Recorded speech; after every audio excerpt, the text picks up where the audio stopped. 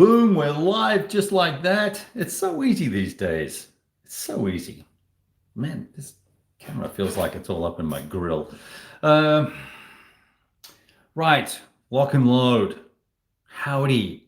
I'm sure we'll have some of the boys turning up from there. Looks like Devin's here and John is here, a few other folks here. If you're here, say hi. I've got the little screen on the left-hand side here that should let me see the text messages and stuff. I may have to zoom in on a little bit versus trying to scroll through it on my phone. So, all right, so tonight what I wanted to do was drink some water because I just ran downstairs realizing that it was time to start.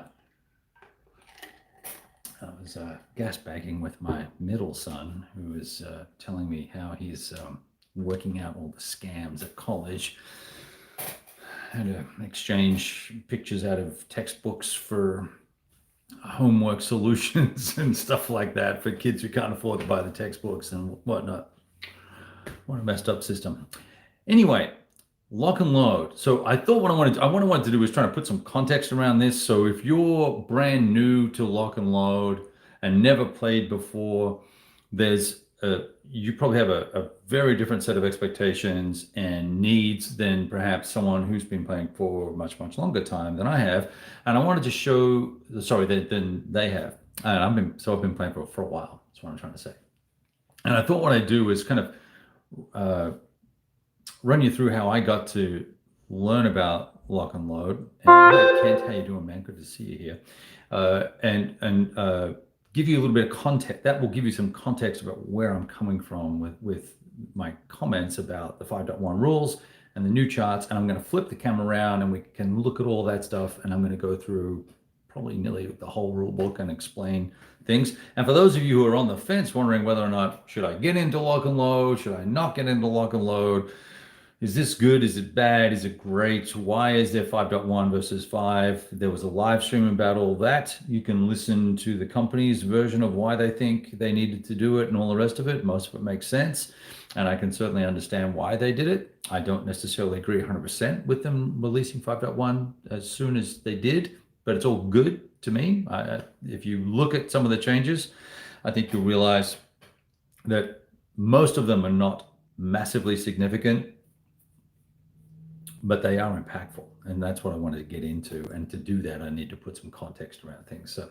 So my first experience with lock and load was with a friend, and that sounds okay, but it was with a buddy of mine, and so we played lock and load for the first time, and I'd never read the rules or anything like that, but I had the World of War stuff, and I played that. And he had lock and load. It's like, well, you got to try it. So we played some of the modern stuff. I forget, it was the Fanning Mob, I think was the very first scenario we played. And I got absolutely had my ass handed to me. It was the first real tactical game I played since I played Squad Leader back when I was a kid. And so totally got ruined in that game. But I really enjoyed the exercise. So I went home and read the rule book. I bought a module and read the rule book. And I think at the time, I think this might have been my first module, Heroes of the Gap, which is now called Heroes Against the Red Star. They changed it up and whatnot. But here's what the rule book looked like, right? Wordy, narrative-based, kind of like like an early iteration, a precursor of Adam Starkweather's horrible rule books. Ooh. What I meant to say was a very wordy set of rules, and I found myself looking through things, trying to find stuff all the time. And as you can see here, it get some nice diagrams and stuff, but you kind of just worked it out. And not because I was a grognard or any of that sort of stuff. This was way back when I was like just getting back into wargaming, and I've always been a little slow when it comes to rule books anyway. But here's the rule book, and it's black and white and all the rest of it. But it worked, and we worked it out. And I'm sure that between me and my buddy, like I picked up a whole bunch of little rules that we were not playing correctly. So he was playing stuff wrong. And a lot of that had to do with the way the rule book was laid out, the way the charts are laid out, and all the rest of it. So you fast forward a few years and different things happen, and then you play a whole bunch of games, and I'm probably up to, I don't know, let's call it 100 sessions, maybe 140, 50, mainly modern. I've played a lot of the World War II stuff with friends, teaching them, but I've also done, Vietnam and Heroes Against the Red Star and the Falklands and all that sort of stuff. So, and taught a lot of people how to play, and done a lot of sort of video and bits and pieces on the game. So you can go check all that out, the blog, bigboardgaming.com, or the YouTube channel here. There's lots of little videos, and they're not really tutorials. Don't trust me when I tell you how the rules work. They're more sort of narrative things. So lots of experience with the game. And what happened then was that I was in a tournament, and David Heath was sitting across the table from me, watching me play against a guy who was relatively new. And this is where it gets interesting, right? And so I think I'm partly to blame for this rule book here. So I was playing with a guy who was much, much newer to the game than me, but who was very switched on and understood the rules. And so we're playing a tournament, and you get a free copy of a game, so it's no big deal, but it was fun, and I wanted to make sure that we played it correctly so that I didn't rip this guy off and take a win when I didn't really win, and then have him go home and check the rules and go, what an asshole that guy is. So I was checking the rule book all the time just to double check to make sure this is exactly how a certain thing worked. But there was a lot of overruns and malaise and lots of odd little questions we had, and we were using, I forget what module it was, but whatever it was, we were in amongst the rule book. So fast forward, I think version 4 or 4 dot something was was maybe the next big one that came out, or maybe it was version 5 that came out.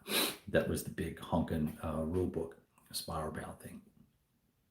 And Dave goes, I did this because I saw you've been playing this game a whole bunch, and I wanted to make sure that it was really easy to find everything. And so we color coded stuff and all the rest of it. And I looked at it and went, wow, this is really cool.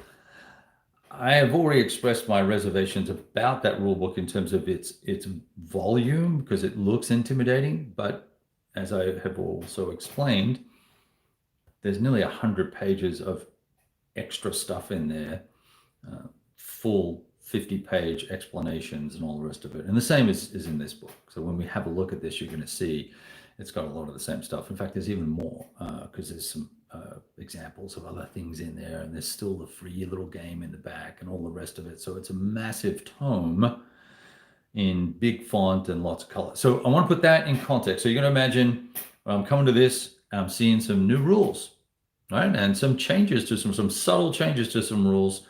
And I think they might have a more significant impact than perhaps people realize. So let's turn the camera around and let's talk about those rules and look through them all and have a talk about them and see what I think of them all. My first impressions are, and I've also got a map laid out here, so if we can get to certain parts of it, we can have a look and understand what's going on. So let's do that.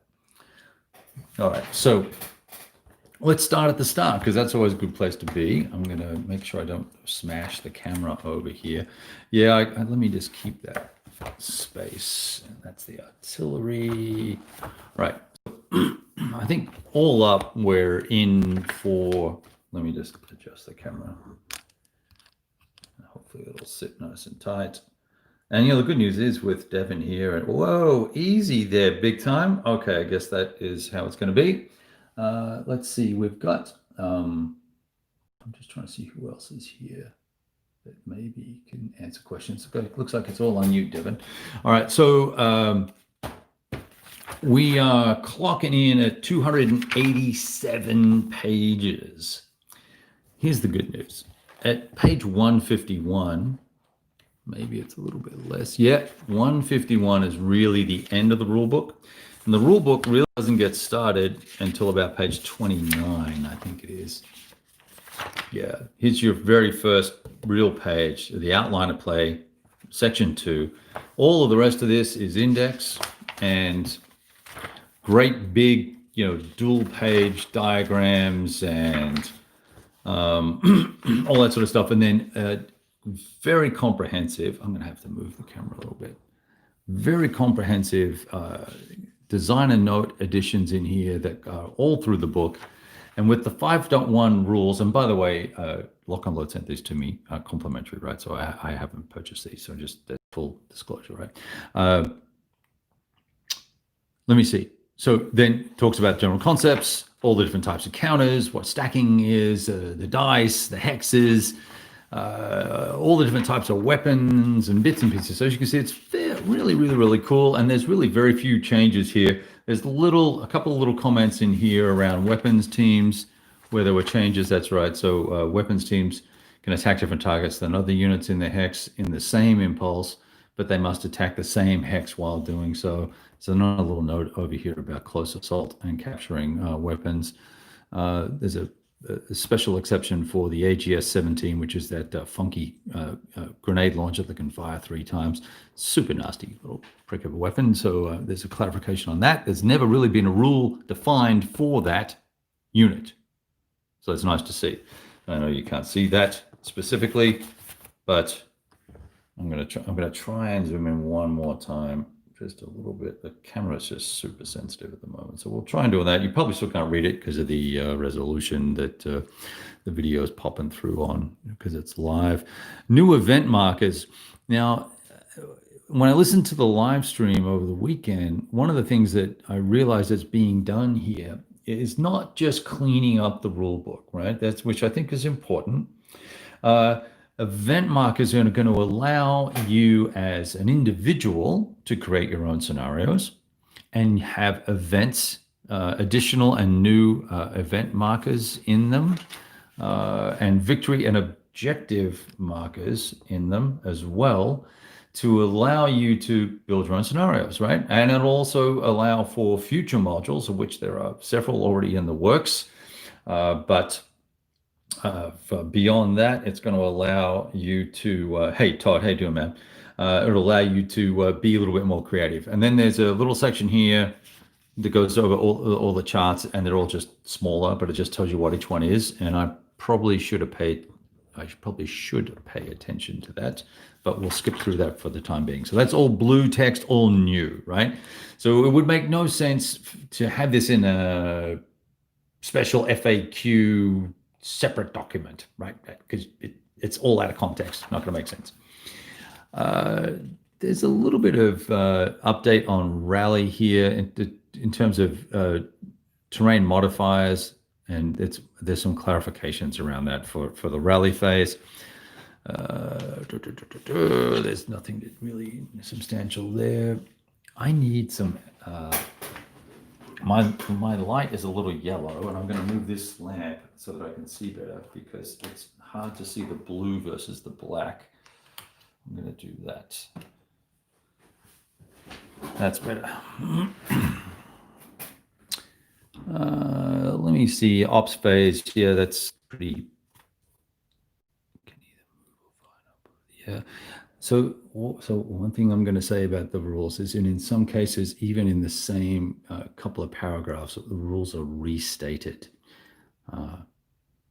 Same wording, restated, and it's redundant. There's a number of instances where that occurs in the rule book. And I noted that in version 5, and it's even more prevalent now, which is a bit of a pity, but nevertheless. So that's redundant there. Now, fire combat. And here's an example of redundancy, right? And it's been added into the rules as well. So they're talking about fire combat, and it says any hex with melee marker, whether it contains friendly units or not, cannot be fired on. And then you go, oh, design a note, blah, blah, blah, blah, blah. Yeah. Okay, so each turn lasts 2 to 4 minutes, and we're going to come back to that. And then we get into range, line of sight, and it gives you a list, case by case. How do you go about doing an attack, which is fantastic. And then at the end it goes, any hex with a melee marker, whether or not it contains friendly units or not, cannot be fired on. Well, we've already got that here. And I think there's a much cleaner, more specific, less wordy way of saying things, right? I think the way it was in the old rules in 3.1, or the way I read it was, hey, if there's a melee marker on a hex, you can't shoot into it, all right? Simple enough. So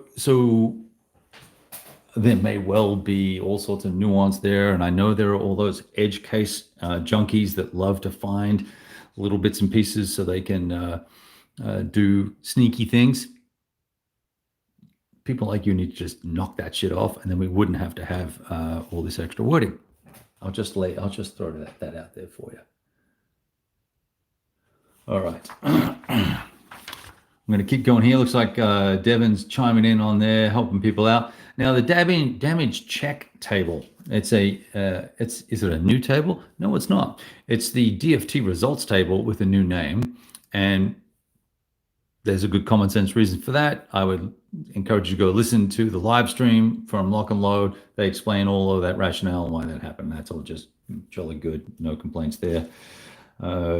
It's a clarification / cleanup, make it easier for the newer players to get into it. It's something that I've never considered to be a concern or an issue.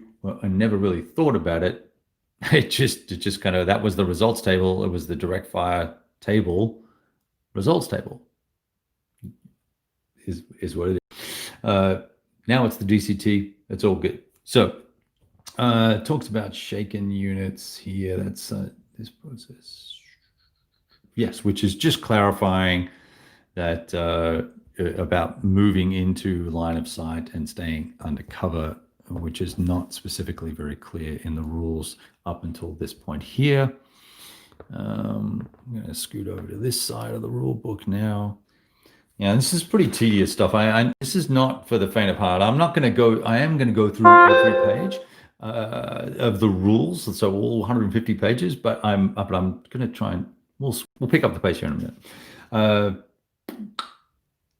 More stuff about fire combat, and nothing here really is trying to change anything at all.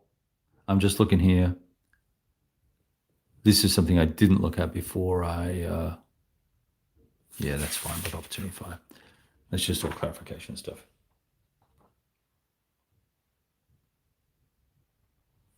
Hey, John, I would get, well, actually, let Devin can answer that question.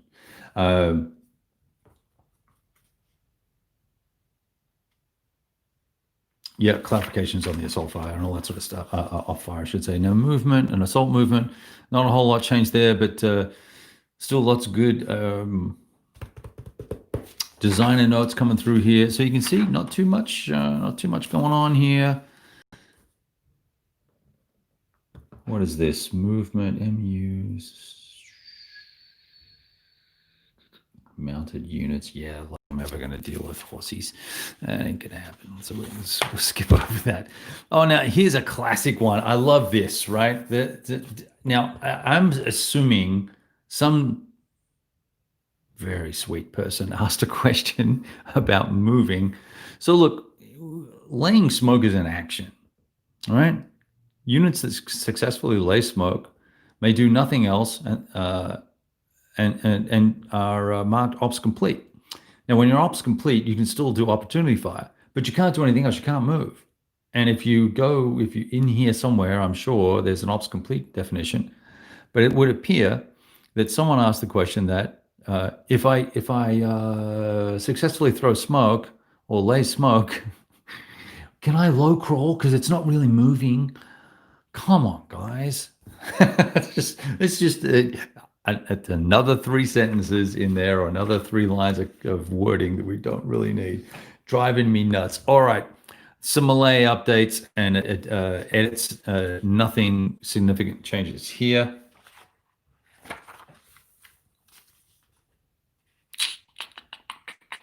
Post Malay. Oh, there are some. Yeah, there are some new admin markers as well. I honestly haven't paid attention to the move. I guess they're in here. Moved and fired looks normal. And now I'm just going to go back and see. Oh, assault fire is different. Okay, yeah, and there's the low crawl marker. So they are. There's the assault fire marker. So they are different. There are some new admin markers, I guess, that you can buy or get for free. I don't know how that works. Line of sight. Now, line of sight is always a bugbear in most tactical games. There's clarifications in here. There are, there are things in here that they're just, it's common sense stuff. But once again, I've played 100+ times, so I just kind of know that. And I'm happy to argue about it with people and then look the rule up. And I'm also happy to be wrong too. There was some stuff in here about line of sight. Yeah, they made changes in the previous module, previous set of rules, line of sight along terrain edges and buildings and bits and pieces. That's all fine. Fire check. Yeah, so here we go. Fires. I was thinking about earlier on, I mentioned that I showed you in the rules that the turn is 2 to 4 minutes long, right? It's not a lot of time. If any of you have lit a fire outside or tried to get a fire started in a fire pit, but it takes a while. But all of these different terrain types, and this is what I was keen to see, brush and flowers, forest, light woods, low crop, a stone building, interesting, a wheat field, a wood building, a bamboo hut, and kunai grass are all, including others that may be specifically in a scenario, etc., are all subject to catching on fire. And there are now 2 full pages and a bit of rules outlining, and look at this, right? I mean, this is block. We're back to this type of content, right? Where we've got just monstrous paragraphs explaining starting a fire. I appreciate that this rule is in here and it's separate and distinct. So you can leave it out or you can use it if you want to. I think it's scope creep for the game. I'm a little surprised that fans, whether new or old, wanted it, but it's in here now, so there you have it. I probably won't be using this. I don't think it adds anything to the game, other than, hey, every time you make a shot into all of this different type of terrain, now I got to roll another die, and I got to know that if I roll a raw 6, which is going to be a great roll, right? Because if I roll a raw 6 on a DFT or DCT check, a DFT check, that I got a chance of starting a fire. And then I roll a die again. If I roll a 1, or is it a 1? It's a 1 or a 2, I think. Let me just check here. That's fire spreading. There's the fire starting. I'll move the camera for you. Yeah, 5 or a 6. It's a 5 or a 6, not a 1 or a 2. So I roll a natural 6, and then I roll a 5 or a 6. We're going to start a fire in a hex. Now, all the flamethrowers and whatnot. I don't know if HE fire or artillery, I haven't read this here in super duper detail, will begin a fire. It looks like it's just basically small arms fire, I believe. Well, it does say whenever an applicable hex is fired at, so maybe it's any type of fire. I would be surprised that AP fire would allow that. Okay, and then when it comes to spreading, if you roll a 1, then it's going to spread, and it could become a 2, and all that sort of fun stuff. So there's all that stuff. But even more, you can put out a fire. That's an action. All right, you got 7 turns, and you're going to take your hero or your squad, and you're going to try and put that fire out, because nobody wants a fire. It's global warming, folks, and we need to prevent fires and the spread of them. Don't be a firebug. Grab your little shovel, put that fire out. So it's here. You can use it, and you can have a lot of fun with it. It can potentially lead to conflagrations, but I don't know, because I haven't really used the rule yet. Just found out about it. We'll see what happens with it, and we'll see what people's results are, and see what happens as the game is played and evolved and play tested with the wider community, and we'll see what happens. I do know that, for instance, in World at War, where the turns are significantly longer in terms of elapsed time, that they have fires in that game.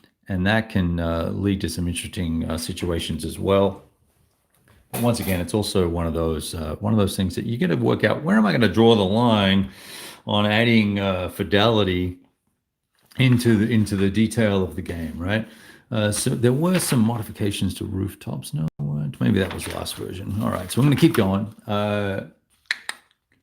Specific terrains for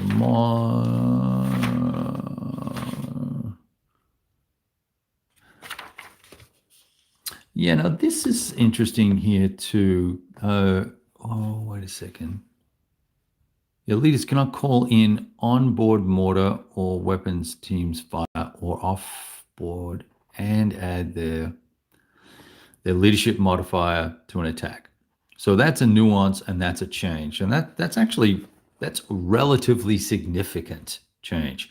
Because it has always been that, the first thing the leader did was that he's, got his binoculars up, he calls in a mortar shot or an off-board arty, and then he gets back to business in that 2 to 4 minute window, and he's helping fight the fight, et cetera, et cetera. So he's adding value to his team. So I don't know if how I feel about that. We'll see how that one plays out as well.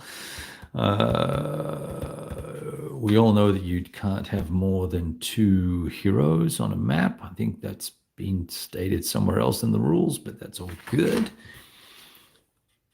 A lot of this comes from people asking questions. So these clarifications go in here and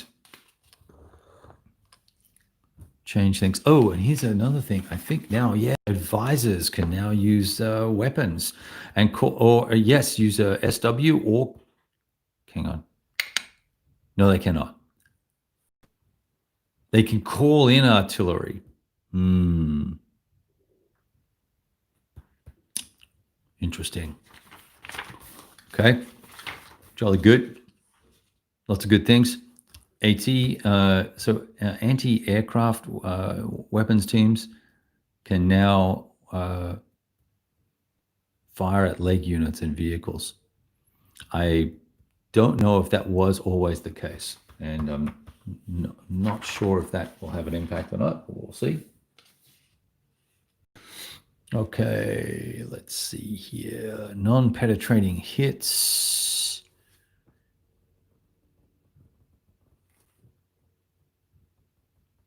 Yeah, I think this is all pretty, I don't see anything that's changed here that's different necessarily.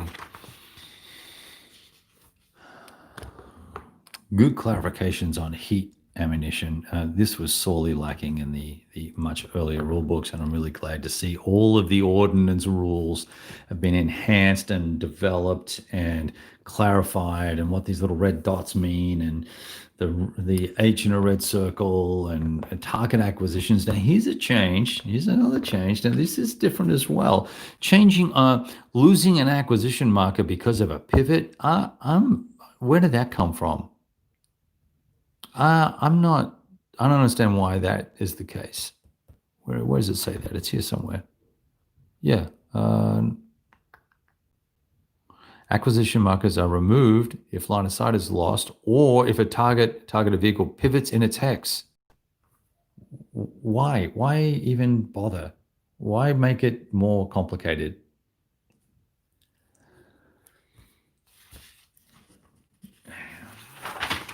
All right. Vehicles.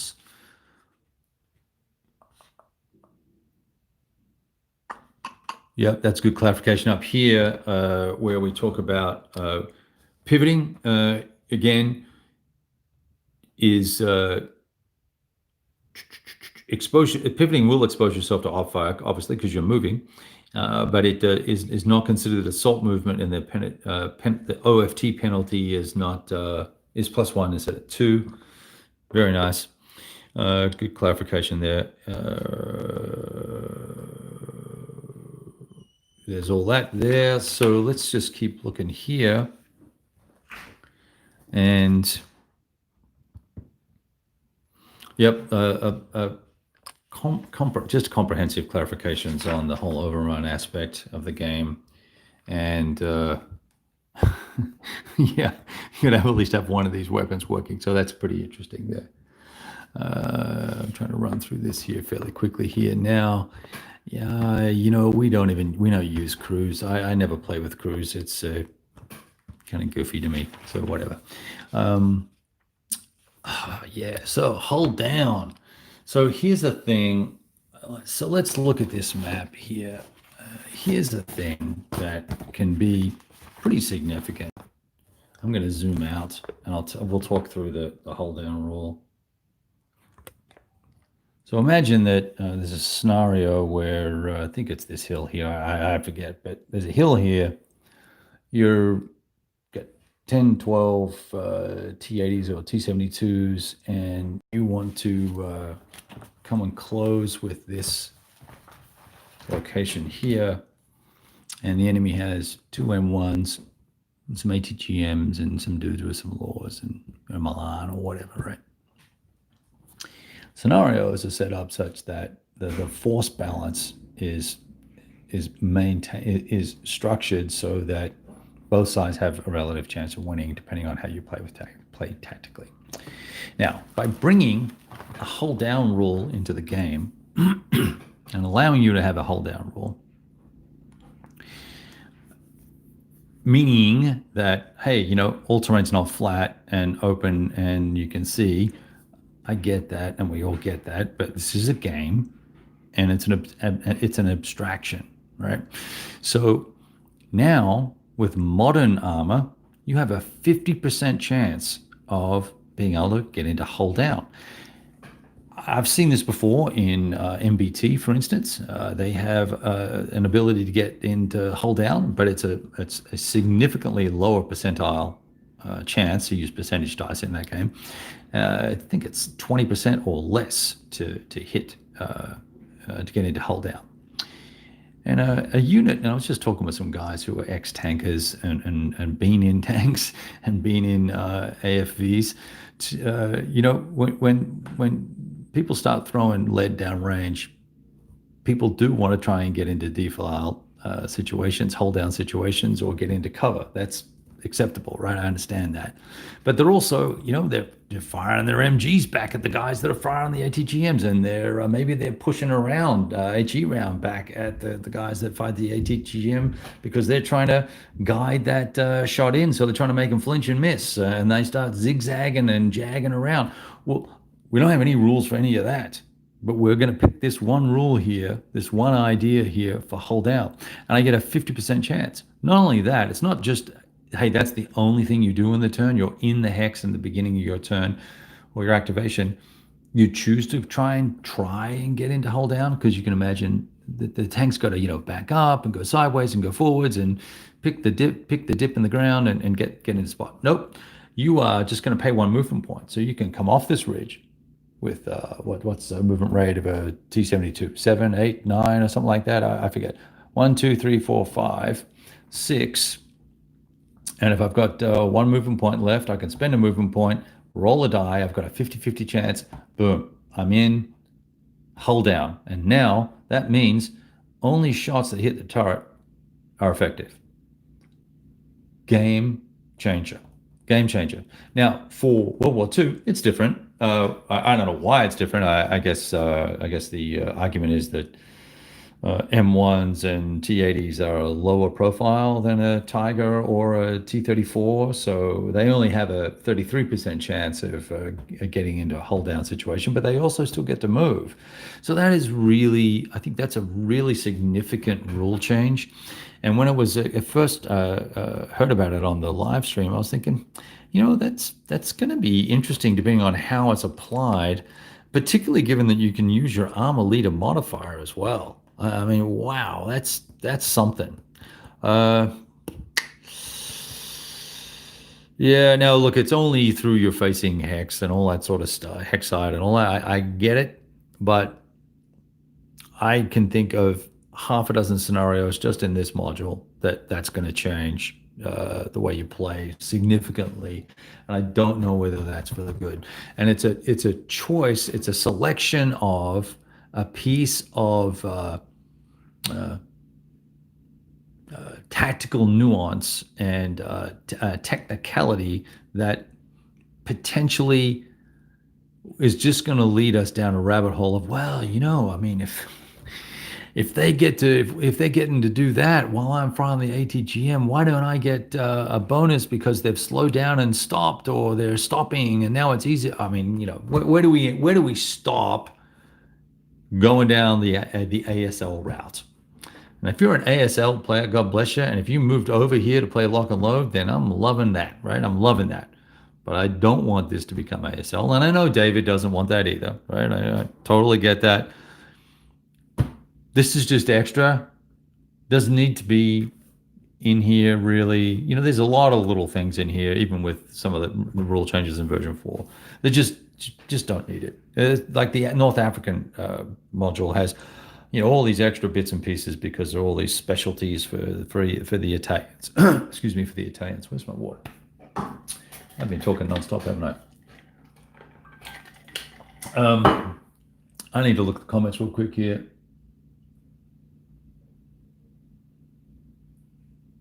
And I don't agree with that, Devin. I don't agree that it's a doctrine thing at all.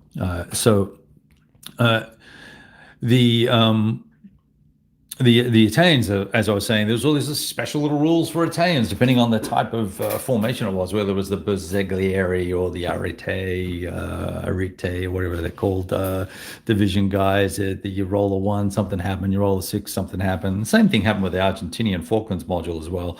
You had this flash rule where if you both rolled the same number for initiative or something like that, then the Argentinians got all ballsy and aggressive, and you didn't, then they were just the usual sucking morale. So hey, look, let's dive down as deep as we want, right? You can choose to use these rules or not that are added in, but my fear would be that given that we've gone to all this trouble to bring in these new charts and tables, and we're going to look at all that in just a minute, we're going to all this trouble to make the game easier to access and better font size and color and pictures and diagrams and explanations. And then we go add in this particularly esoteric stuff, right? This is sort of little fiddly, nuancy stuff that's, okay, great. I can do that.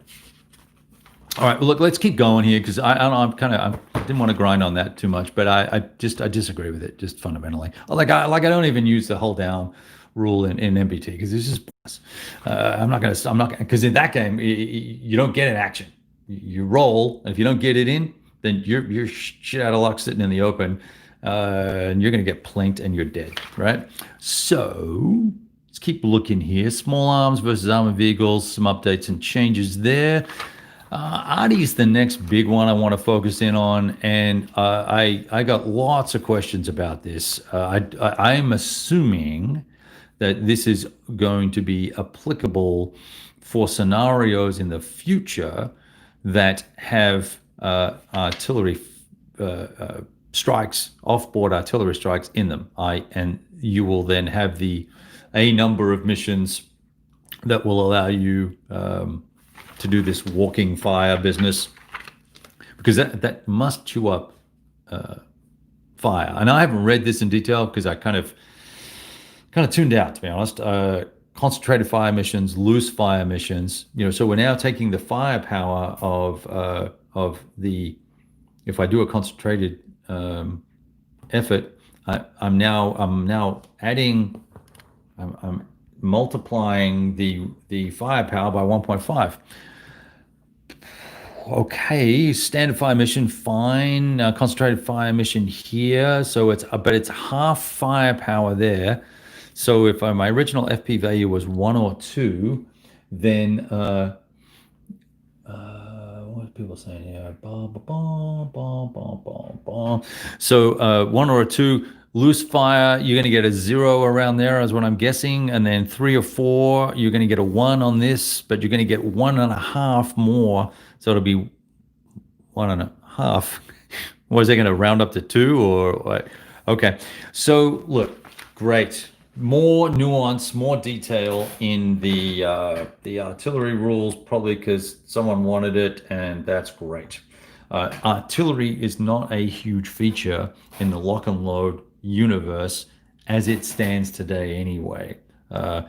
Most of the modules are going to give you 1 or 2 strikes, because keep in mind, most scenarios are between 7 and 10 turns, which is 14 to 20 minutes, or if it's 4 minutes, it's 20 to 40 minutes of gameplay of elapsed time.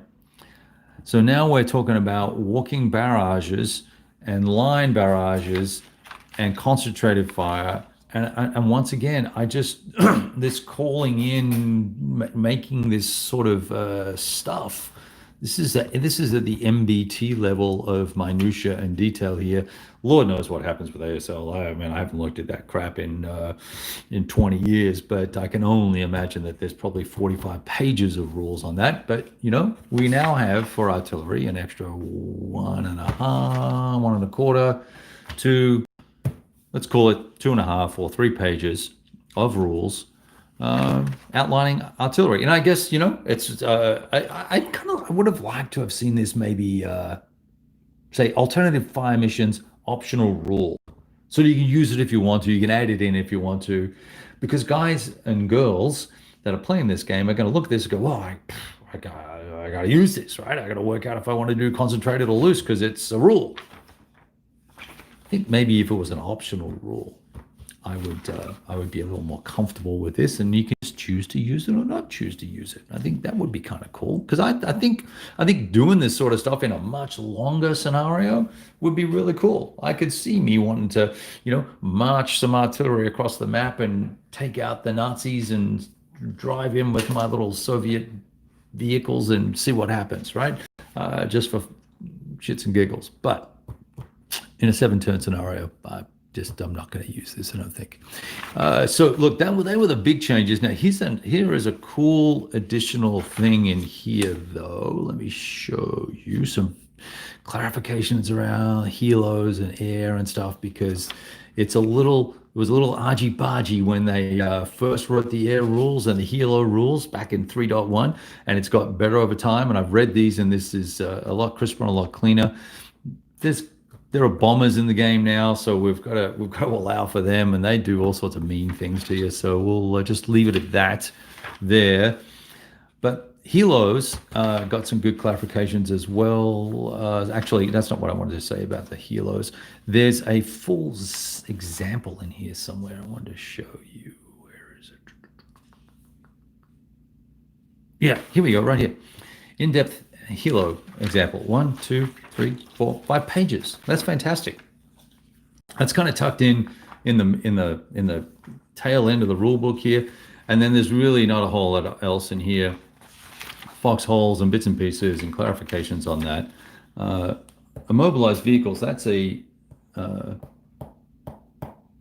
new. There's some adjustments to the mines as well. I've rarely used them, so I don't know. Barricades looks like a new.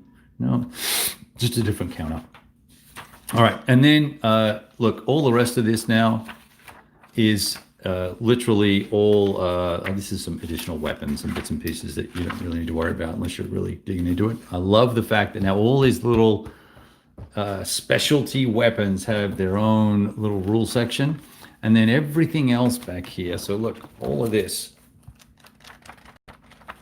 index, there's a honking big index in the back, and this is the sample game. When you buy the rule book, you can mount these or just cut them out and use them, right? And you can play a couple of scenarios and try it out. You got the rule book, you got a couple of scenarios in here, you got a honking big index and a glossary, and then all the charts. So you don't need to buy the charts separately, right? There's my, I just realized I have not muted my phone. I'm going to do that real quick. All right. All of the charts are in here, man. So if you don't want to spring for the extra lovely mounted ones here, you have them all in here, I believe. I think they're all in here.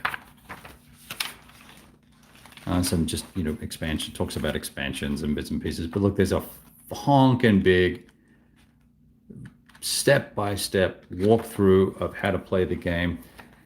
I would, what I would like to see, actually, that I think it'd be kind of cool, and I don't know who would care about this or not, but I'd like to see the rule book. I'd like to see this. Where is it?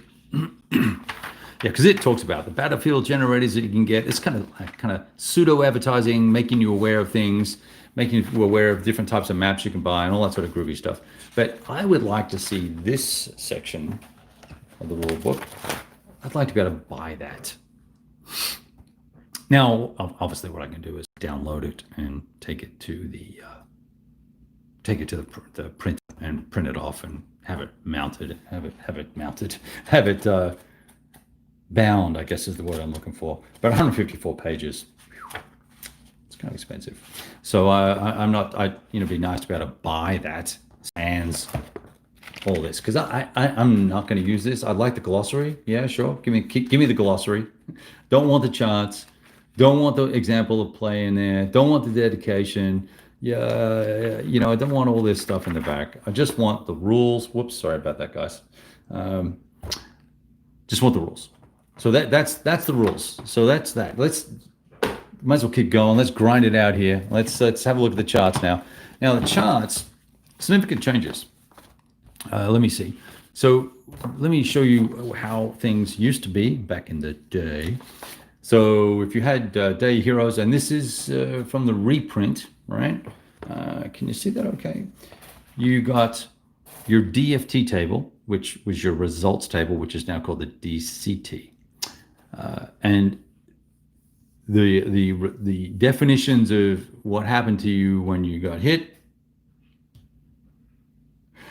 So hex to hex, this covers World War II and Vietnam and the Falklands and hypothetical World War III, and Grenada is coming, and then there's some Syrian stuff potentially coming, and there's some other bits and pieces as well. I'm probably forgetting modules. The French are in World War III as well.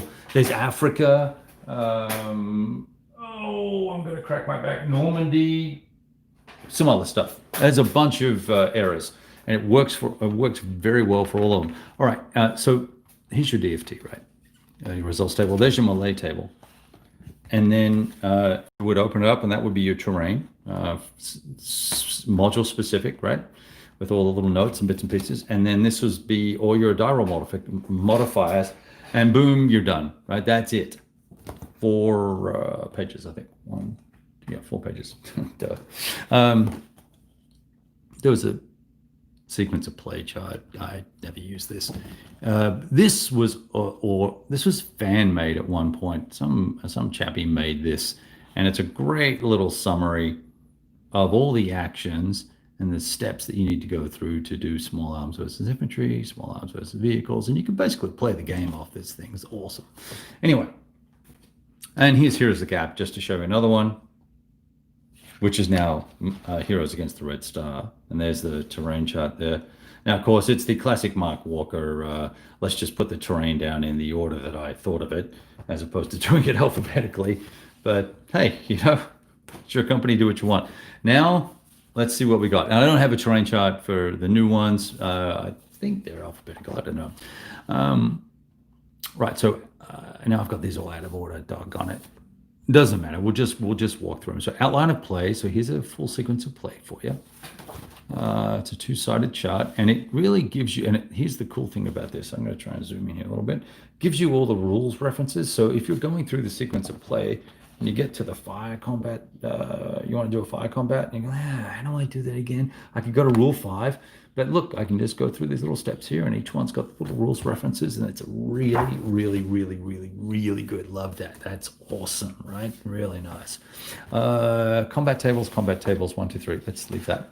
Now, in the packet, you open this packet up, and it's got combat tables 3 and 4 in the sleeve there, and that's all the direct fire at ordnance, die roll modifiers, all in one place, with the attackers ones and the targets ones, the firing weapon and the target one. So I love this. It's much cleaner, much more organized. The font is clear and right, and the colors are good, and it all works out very, very nicely. And you'll note here, by the way, these little red dots here that are consistent across the rules. So that's for HE and stuff like that, I think, or something. I don't know. Now these are kind of, I look at can I zoom out a little bit more for you guys? Oh, holy cow, there we go. Weapons, ammo, and targets. Let me get to 5, 7, 10, 6. All right. I don't know what I'm doing here. Oh, that's just the page. That's the page numbers. Okay. So look, this outlines. So this is basically, by the looks of it, very similar to this. You can't see the detail, but they're basically the same. But it's much more. It's just cleaner, and the fonts are nicer and bigger, and it's a little easier to follow along. Yeah, there we go. And there's ordnance to hit on the back as well. So that's a one sheet. How do you play with the sequence of play here? And that you're good to go. You can play the game probably out of those 2 pieces of paper, double-sided. You're done. Thanks for playing, literally. See what I did there? Thanks for playing. Right. Now, this is interesting because the fate of the crew and passengers table, this is new. Support weapons, portage usage. Can you see that? Okay. Now, so it says if you have a successful DFT result, what is the effect on the crew, the inside the passengers, the outside passengers, if you're riding on the tank or whatever the case may be. Similarly, successful OFT shot, right? What happens? It's difficult to find all that, just regardless of organization and how well the rule books are organized. It's nice to have this little summary, boom, in one place. I love that new chart. Love that bad boy. When you get into it, you want to get into the detail. Once again, this is all stuff that's kind of we treat as optional. This optional speed. So this is optional here. So speed modifiers, right? This is if you want to, based on the vehicle size and all this sort of nonsense, right? You will get die roll modifiers for your shots and things of that nature. So that's an option, nice optional rule. But it's a level of detail you might want to get into. But if you don't have to. Versus making, like the hold down stuff. Hey, this is hold down. You got to use it, basically. That's the way I read it in the rules. Stacking. So some nice summary business here. Then thermals. This is all for modern. So really, really cool. You've got all your thermal capable units. And look, this will probably change over time too, right? There may well be new units added in the future. I don't know. Sure, would be nice. I can't believe they put that freaking Black Eagle in there. At the British, I want the modern British. What's going on? BAOR, come on, man. Let's have it against the Poles. I want the heck with this Grenada business. Someone write me a module for the Brits versus the Poles and whatnot. Anyway, I ramble. So that's a nice little chart. Love that. Now, apparently, the youth of today are not good with ratios and odds and multiplication and addition. And I say that kind of tongue-in-cheek, right? So no offense to you young, fine folk who are adopting the game. Good for you. But now you don't have to count anymore. All you need to do is know what your defender's modified result is. 2 people roll a die each, right? And what the attacker's modified roll is. And it'll tell you that there is a damage check +4. You won't need to think at all. It's going to be awesome for you. And then you can flip it over and see the result. Here's the damage check table, the DCT. It's exactly the same as the prior one, just in bold here, I think. And then it's got some more definitional doohickeys, which is mostly the same as the other one. I haven't checked that verbatim. Take my word for it. Yeah, guys, look, if you can't work out 2 to 1, then I don't know. I can't help you there. Here's the off-board artillery thing. So if you want to do all that off-board artillery stuff, then you can do that too. That's wonderful. I showed you this is that's what's on the inside of the cover of the booklet, but here is the direct fire table, all the modifiers laid out. And one of the interesting things is in the old rules here, one of them, I can't find it now. I'm sort of struggling to do two things at once. That's not it either. Somewhere here, so for instance, for opportunity fire, there's a modifier. And, I don't know that I've ever really picked up on ops complete guys and opportunity fire guys having a penalty when they shoot. But now it's all in this table here, and you won't miss it going forward. Think of all the bad shots I took that I shouldn't have. And then probably killed some hapless noob's tank when I should have missed. Anyway, so that's kind of the deal. Now let me see. Let me see what the comments are here. Yeah, so I'm just gonna put this stuff back here so I'll give you something to look at. I'm just gonna put the comments here and we'll kind of run through things. Bring this up a little closer so I can see it.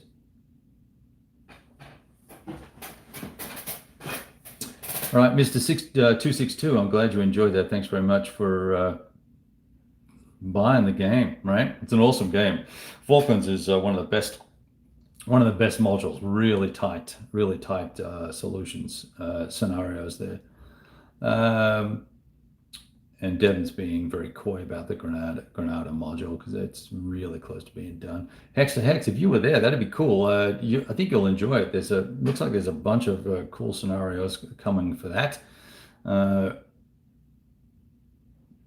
And as Devin does point out, and that's one thing I should make very clear here, I spoke to David about this as well, and while Devin and his colleague Stefan are the rules honchos, David's kind of the final arbiter of all these things, and he has clearly stated that he doesn't want to update the rules for a significant period of time. So there's probably a small group of folks that have bought the 5.0 rules and you're ticked off about it.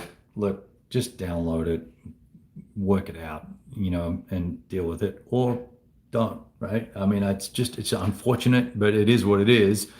As you've seen, some of the rules, some of the clarifications and updates are really, really needed and worthwhile. And I don't believe that it would be well suited for that to be sort of carved out in an FAQ document at all. So let's see, Wardrobe has got some smart comments there. How you doing, man?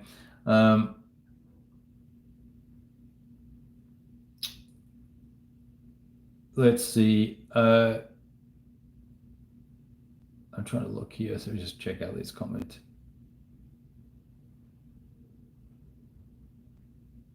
I think we're good.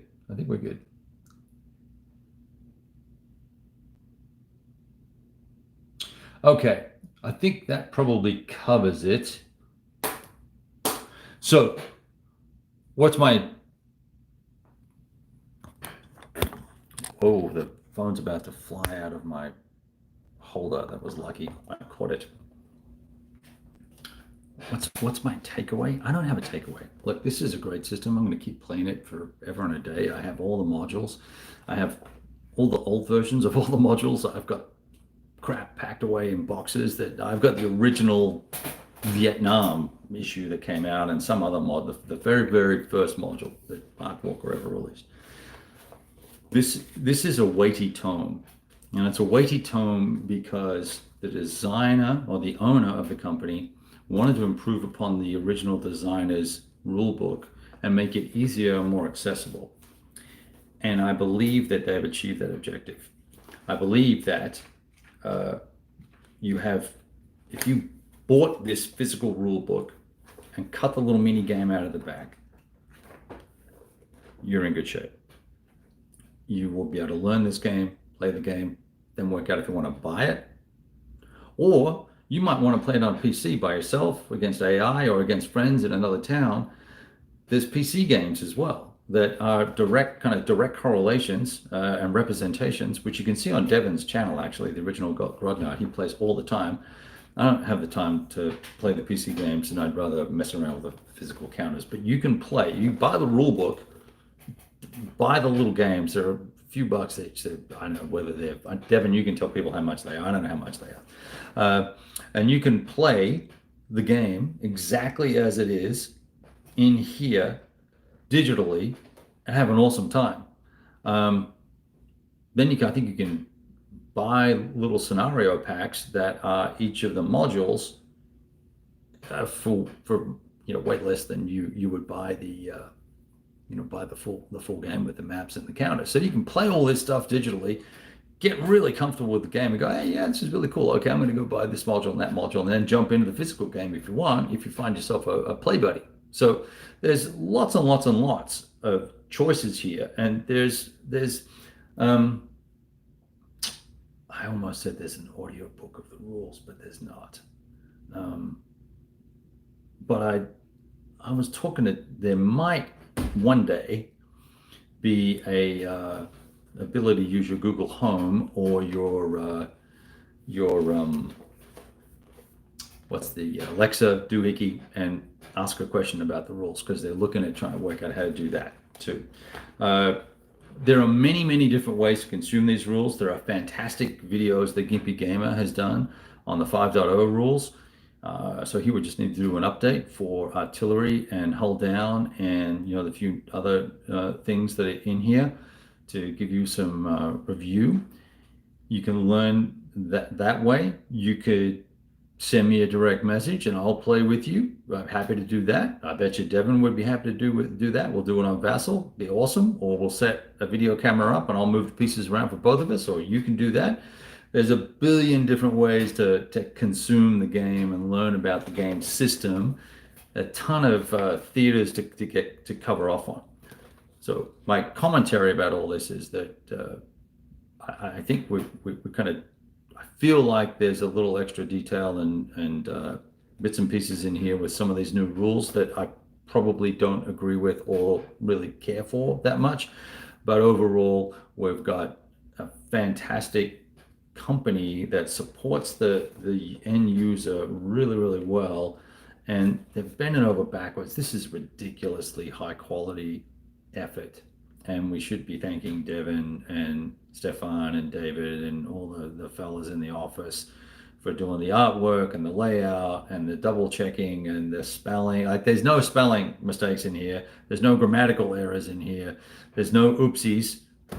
3.1 was full of that sort of stuff.